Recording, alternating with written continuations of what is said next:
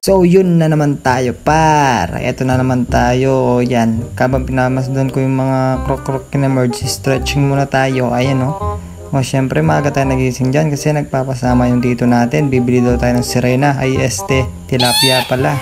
So nandito na pala yung tito ko. Kanina pa ako hinihintay. Kaya tara par. SG, cheesh! O nandito na pala kami sa tulay na to. Ayan ko kung Bamban pa to o Conception na. Paki-comment nyo lang sa baba kung alam nyo tong lugar na to. Kung hindi ka pa nakapunta dito, punta ka na. Maganda yung view dyan. Cheesh! So yun nga guys, ang dami lang isda dyan no. Isda lahat yan guys. You know. Nandito na pala kami, nakarating na kami.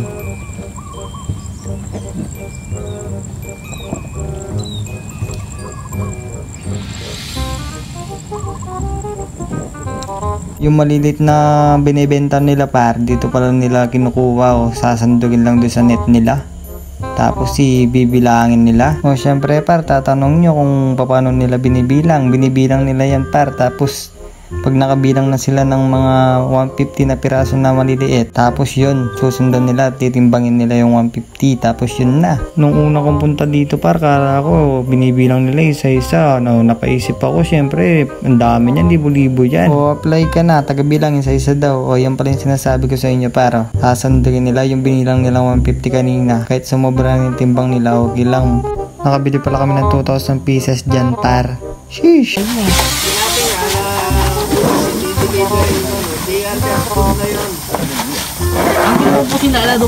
So yun nga par, nakauwi na kami dyan.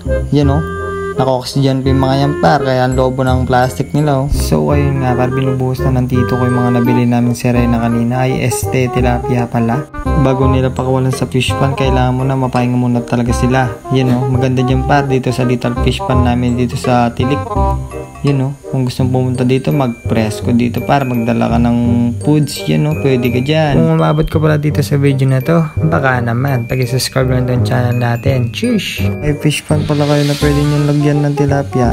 Pag bumili kayo ng tilapia, dapat yung malaki-laki na rin. Kasi baka mamatay daw yung maliliit, kaya malalaki na rin yung binili namin. O syempre, hindi na kami pumili ng maliliit. Kasi syempre, baka makamatay sila, maliit pala sila. Hindi pa sila marunong lumangoy, baby pa lang yung mga tilapia, kaya malalaki na yung pinili namin. Syempre para sigurado yan no, hindi na namin makita yung mga binuhos ng tito ko. So maganda talaga dito sa lugar na to. Kung hilig mo naman uminom, syempre dito mas maganda yun, presko at walang maingay. Syempre malayo tayo sa syudad din no. So syempre after 10 years malalaki na yung mga yan, sirlaki na ng balyena yan. Ewan ko na lang kung hindi nakakain ng tao yung mga yan. O syempre dapat sagana sila sa pagkain para mabilis silang lumaki. Mga 4 months to 5 months pwede na talaga yung mga tilapia na yan, kaya pwede lang harbisin yung mga yan. Cheesh!